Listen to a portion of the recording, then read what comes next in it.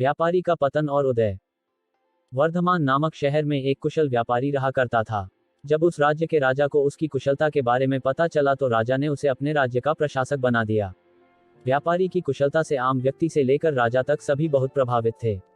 कुछ समय बाद व्यापारी की लड़की की शादी तय हुई। इस खुशी में व्यापारी ने बहुत बड़े भोज का आयोजन किया।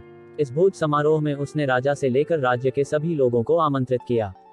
इस समारोह में राजघराने में काम करने वाला एक सेवक भी आया, जो गलती से राज परिवार के सदस्यों के लिए रखी कुर्सी पर बैठ गया।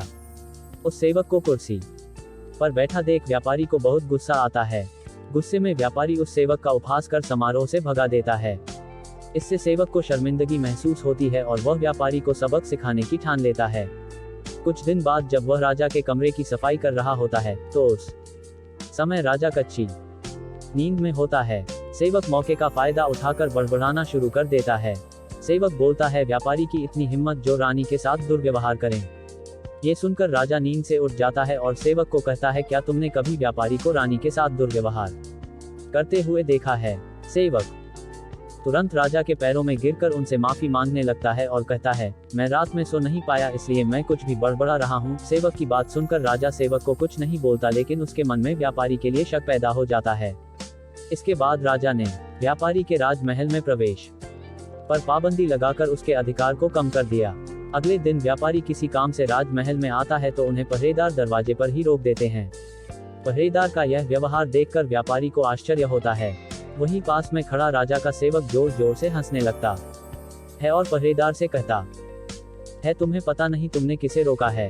ये बहुत ही प्रभावशाली व्यक्ति हैं जो तुम्हें यहाँ से बाहर निकलवा सकते हैं। इन्होंने मुझे अपने भोज समारोह से निकलवा दिया था। सेवक की उन बातों को सुनकर व्यापारी को सब समझ में आ जाता है और वह उस सेवक से माफी मांगता है। साथ ही वह उस सेवक को अपने घर दावत के लिए आमंत्रित करता है। व्यापारी ने सेवक को बड़े विनम्र भाव से भोज कराया और कहा कि उस दिन जो भी किया वह गलत था। व्यापारी से सम्मान पाकर सेवक खुश होता है और कहता है, आप परेशान न हो, राजा से खोया हुआ सम्मान आपको जल्दी वापस दिलाऊंगा।